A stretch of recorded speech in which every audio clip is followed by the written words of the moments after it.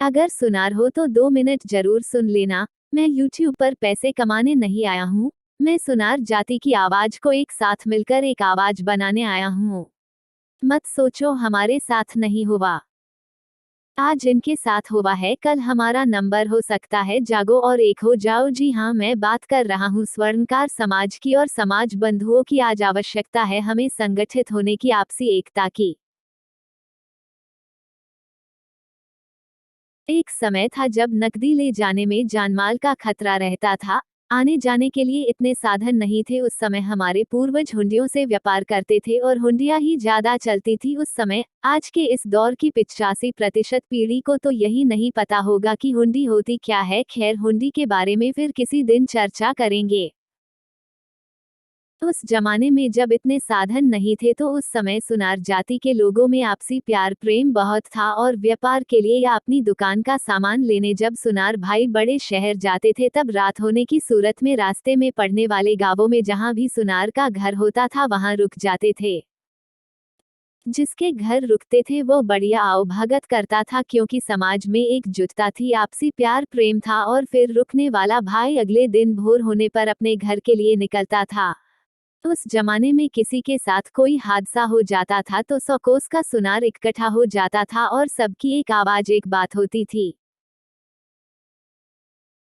लेकिन इस साइंस के युग में हमारे पास हर सुख साधन घर बैठे माल आ जाता है, या साजो साधन है बाजार गए और 2-4 घंटे में ही सामान लेकर आ जाता है। इस युग में धन कमाया, सुख के साधन बना लिए, लेकिन आपसी प्यार, आपसी एकता, आपसी भाईचारा खो दिया।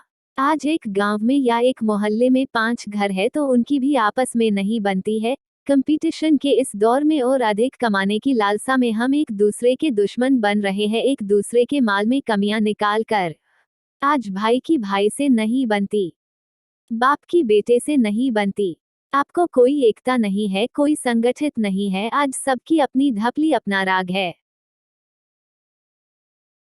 हमारी इसी फूट के चलते आज हमारी दुकानों पर लूटपाट होती है। इसी फुट के चलते हमारे घरों के सदस्य को अपनी जान से हाथ धोना पड़ता है, क्योंकि आज तो लुटेरे भी जान चुके हैं कि ये सुनार कभी संगठित नहीं हो सकते। आज अन्य समाज के लोग भी कहते हैं कि तराजू में 5 किलो मेढक तोलना और सुनारों को संगठित करना एक समान है।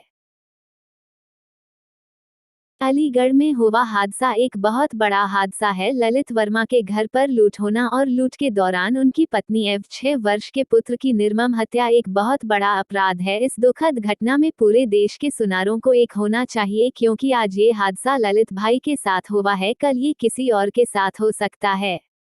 आप मामला यूपी का है। कुछ दिन पहले गुड़गांवा में भी लूट हुई थी, उससे पहले राजस्थान में हुआ था। आए दिन लूट खसोट होती रहती है और हम ये सोचकर गूंगे बन जाते हैं कि हमारे साथ नहीं हुआ, हम सुरक्षित है। हम ये क्यों भूल जाते हैं कि जिसके साथ हादसा हुआ है वह भी हमारा अपना ही है, हमारे ही समाज का है। आज यदि उसके साथ हुआ है तो कल हमारे साथ ऐसा नहीं हो सकता, इसकी क्या गारंटी है। हम लोगों को चाहिए कि हम सब ललित भाई के साथ खड़े हो और उनके दुख को अपना दुख समझते हुए प्रशासन एवं सरकार पर दबाव बनाकर हत्याओं को गिरफ्तार करवाए और इस मामले की निष्पक्ष जांच हो, उसके लिए आवाज उठाए। देश भर में बने संगठन चुप क्यों है? राष्ट्रीय स्तर पर बने संगठन चुप क्यों है? जिला स्तर के संगठन चुप क्यों है? यदि इन संगठनों के अध्यक्षों को डर लगता है तो फिर इन्हें पदों पर रहने का कोई हक नहीं है। संगठनों के पदों पर बैठे लोग क्या महज कार्यक्रमों के मंचों पर बैठने और माला पहनने के लिए ही है?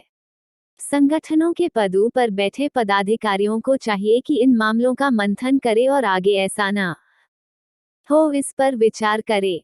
सोने चांदी का व्यापार करने वाले व्यापारियों को आर्म्स, हथियार या लाइसेंस दिलाया जाए, इसके लिए प्रयास किया जाए, तभी सही मायनों में संगठनों का कार्य सही माना जाएगा। आज भी यदि समाज एवं समाज बंधु नहीं जागे तो फिर कब जागेंगे? यही समय है जागने और एक साथ खड़े होने का, एक साथ आवाज देने का कि हम अजमेर वंशी एक है।